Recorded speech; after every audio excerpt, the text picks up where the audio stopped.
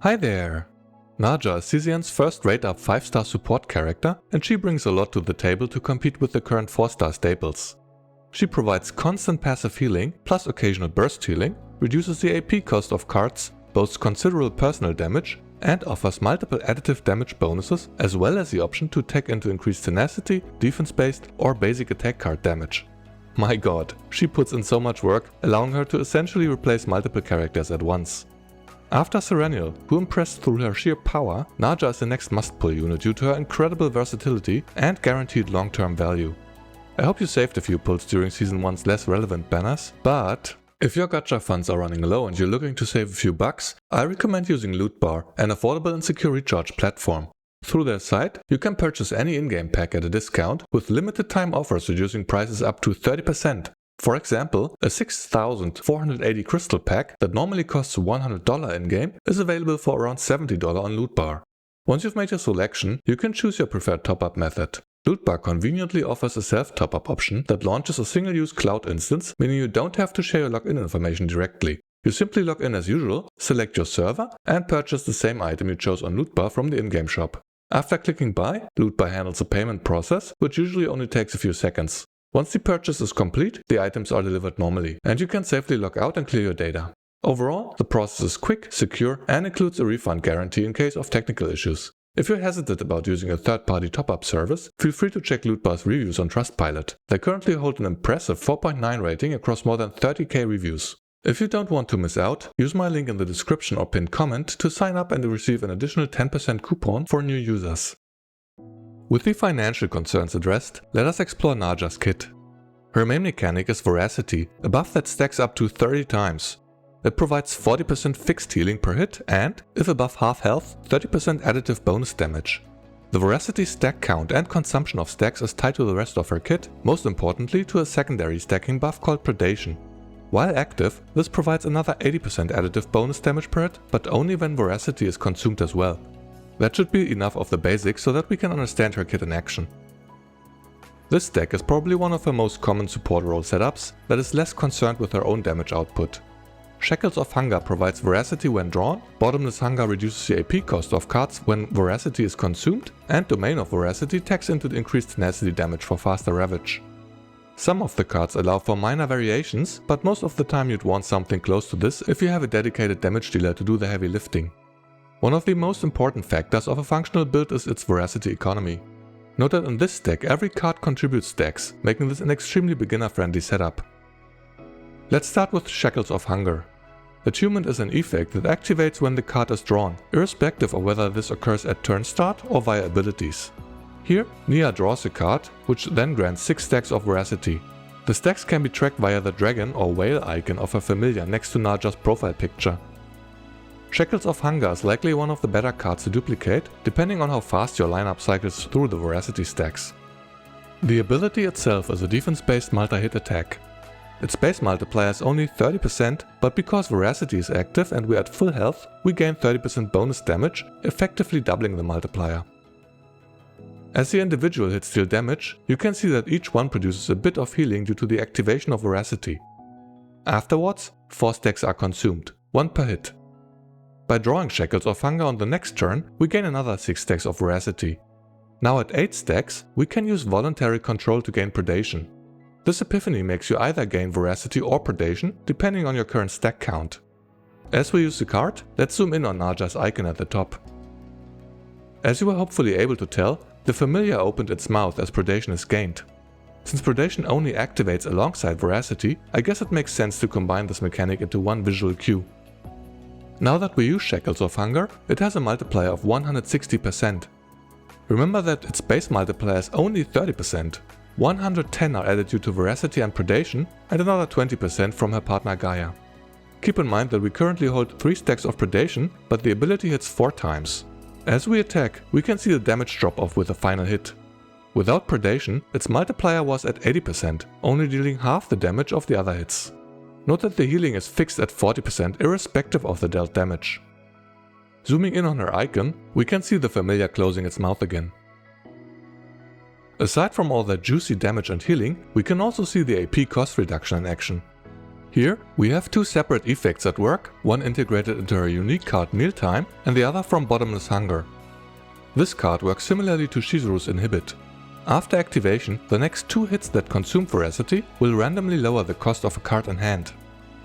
As Shackles of Hunger hits, Bottomless Hunger is removed.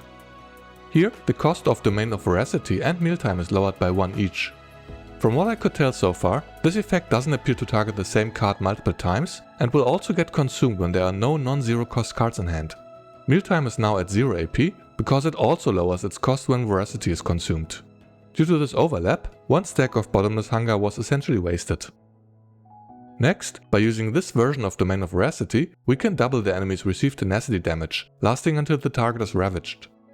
With the debuff applied, Shizuru's 1-cost Shadow of the Moon now deals 2 tenacity damage, rather than just 1. Here we can see the tenacity damage of Oni Hunt before and after debuff application.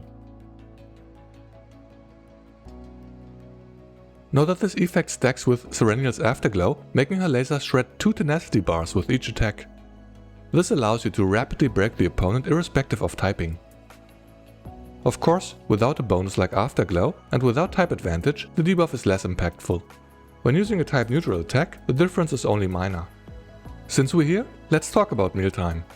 This card combines many effects, most notably a bursty heal and an unconditional method of restoring predation stacks. The healing goes up by 30% every time Veracity is consumed, up to a bonus of 300%. Similarly, the card starts at a hefty cost of 6 AP, which gets lowered by 1 with each consumption of Veracity. These effects occur even when the card is not in hand. With an adequate Veracity economy, you usually get to use the card for free. If that wasn't enough, the skill also deals AoE damage, which can be boosted significantly with other abilities, but more on that later, as that shifts Narja away from her support role. After the attack concludes, you can see the fixed healing from Veracity for each target hit, plus the burst healing from Mealtime, which was at its maximum multiplier of 400%. One thing to note is that Mealtime is for the most part the only ability in Narja's kit that grants predation but no Veracity. Here, the attack consumed 3 stacks of Veracity, so that we're in the less common situation of having fewer Veracity than predation stacks. The familiar's mouth is still open, but as we use Shizuru's double hitting attack, you can see that the bonus damage and healing only apply to the first instance of damage. After the first hit, Veracity is removed, thereby also deactivating the effect of predation. This is worth keeping in mind when you're not seeing the damage increase you were expecting. Veracity is also consumed by some extra attacks like Veronica's Ballistas. Here you can see the Shelling Ballista hit twice, thereby reducing Mealtime's cost by 2. Hugo's Commency Hunt doesn't count though. His 2 active hits reduce Mealtime's cost further, but his extra attack doesn't consume Veracity. It will require some testing to figure out which mechanic works with Veracity and which doesn't. Once Mealtime's cost reaches 0, you can use the card right away so that you can begin lowering its cost all over again as soon as it hits the graveyard. Or you can play a few more attacks to stack up its healing further. A total of 6 stacks of Veracity must be consumed to reach 0 cost, but a total of 10 stacks are required to hit the max healing amount of 400%. Once the card is sent to the graveyard, its cost resets to its default of 6. The Veracity that the attack itself consumes doesn't count towards the cost lowering effect. With the next attack, we can see that the cost of the card is indeed lowered, even when in the use section of the discard pile. Another thing worth knowing is that the fixed healing doesn't lower mental stress, as that benefit appears to be limited to active healing effects. Assuming you remove her basic cards, Mealtime is the only source of stress reduction in her kit. Here, we're hitting a total of 5 enemies with Mealtime, triggering Veracity's fixed healing an equal number of times. Even though we're not at full HP, these instances of healing don't provide any stress reduction. Therefore, in Chaos, you may want to remove her basic healing cards only towards the end of the run. Lastly, Narja's Ego skill is a good method of restoring both Veracity and Predation when needed. To gain the Predation stacks, you need to use it when Mealtime is in the graveyard though, so make sure to get the timing right. Since it unconditionally provides 10 Veracity, you're ensured to activate the full damage bonus immediately upon your next attack. As mentioned before, a deck like this will be the most generic support setup for Narja, which allows her to maintain Veracity without much thinking. With a reliable generation of the bonus damage stacks and Ravage support, you're building her as universally as possible. Any of the blue named cards are reasonable choices for duplication. Shackles of Hunger can also go into an upgrade that is similar to Serenial's laser that returns to hand at the start of turn. This activates only after having consumed 3 stacks of Veracity, but that should be fine in most setups. Note that the attunement effect does not activate when moved from the graveyard back to hand. Therefore, having 3 copies of this card doesn't allow you to cycle them for free, but rather you're relying on other sources of Veracity. That said, Narja is extremely versatile. You can take her into a more specific support role, for instance by choosing an Epiphany for voluntary control that provides an unconditional 50% additive damage bonus to all basic attack cards while also providing Veracity stacks with each hit. This will work extremely well for Meilin or Shizuru's Oni Hunt Moonslash build. She can also forego the Ravage support and cost reduction in favor of boosting defense-based damage. With these 2 Epiphanies, she can provide a whopping 200% damage bonus. I wasn't able to obtain this build yet, but my guess is that this should work with counterattacks, potentially revitalizing a lineup around that gimmick. Then, she can also become more of a damage dealer herself. Notably, this version of Bottomless Hunger boosts Mealtime's damage by 40% per consumption of Veracity. Voluntary control can be used to fish Mealtime from the deck for quicker cycling, since Mealtime can't be duplicated. Here I'm using one deck with 3 copies of Bottomless Hunger and the accessory that automatically activates lead cards. Since choosing this version of Bottomless Hunger means that you won't benefit from the AP cost reduction, you're at least not spending more AP with this item. You're also gaining a good amount of Veracity at the same time, so that Narja's role as an amplifier doesn't suffer too much. For the turn that it is activated, we will now increase Mealtime's multiplier by 40%. Stacking the effect increases its duration and not the amount of damage per Veracity. Before using any attacks, Mealtime is at a 295% multiplier. After 4 hits, Mealtime gained a bonus of 160%. Depending on the hit count of your lineup, this can ramp up quickly. The limiting factor is likely the Veracity gain. Here, we are at 14 stacks for 560% bonus damage. After grabbing Mealtime from deck, we're clearing the wave of opponents with our support character. While this can be fun, I'd say its value is limited to multi-instinct target fights. Your lineup will also have to be fine without the AP cost reduction that you'd normally gain via Bottomless Hunger. Whichever build you want to give a try, be mindful of the Veracity economy. It is easy to end up with a deck that struggles to maintain buff stacks, which then either makes it dysfunctional or sacrifices too much of Narja's core role as an amplifier. This is also one of the downsides of her versatility. Since her Epiphanies can go in so many different directions, there's a lot that can go wrong during a Chaos run. After trying for 3 days, I have barely anything to show for it. I would have loved to showcase a few more of her deck options, but this will either take more time or have to wait until we get the promised reroll feature.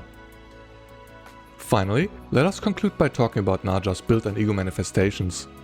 Her partner Gaia increases defense by 8% and provides a 20% damage bonus to Narja herself. More interestingly, it also grants a 20% team-wide additive damage bonus once after using Mealtime. Here, after using the card, the effect Snow Upon the Heart activates. Notably, this bonus is permanent, carrying over to subsequent rounds. Essentially, it can be thought of as a permanent morale stack.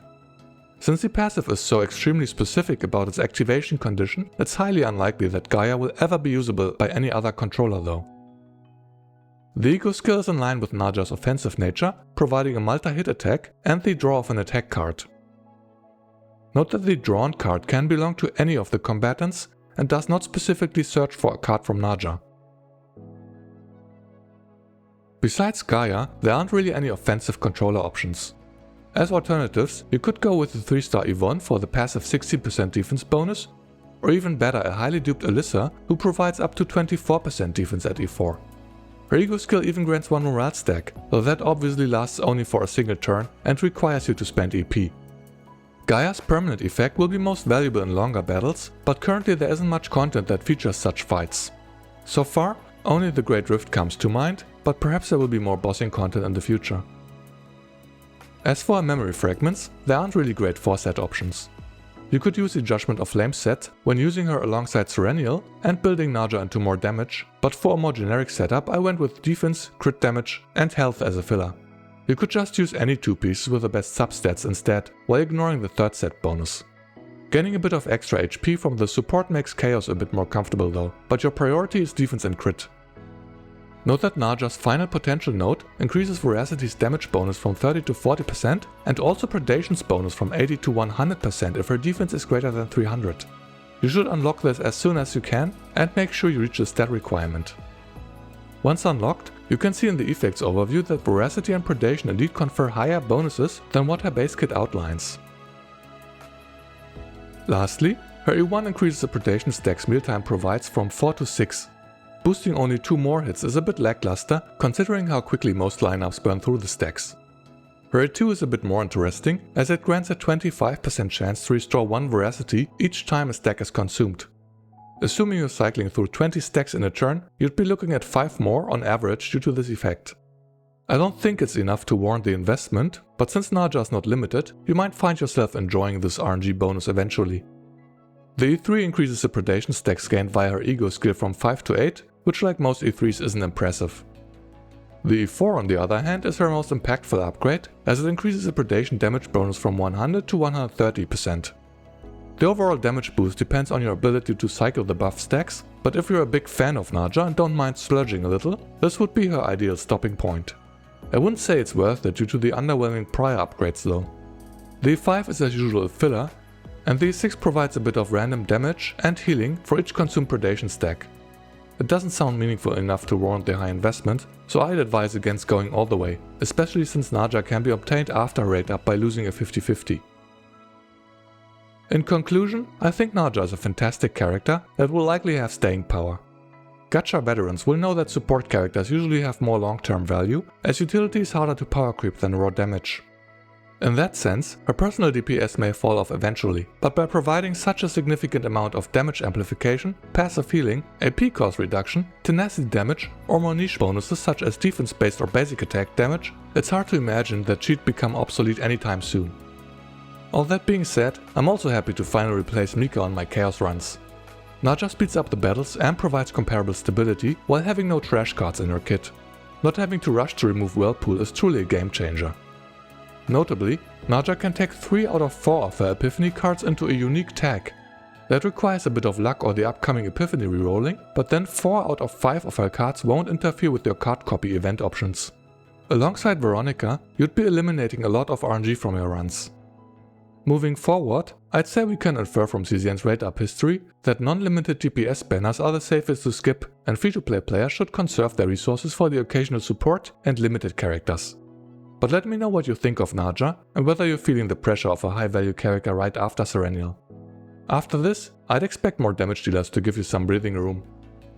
In any case, thank you so much for watching. See you next time.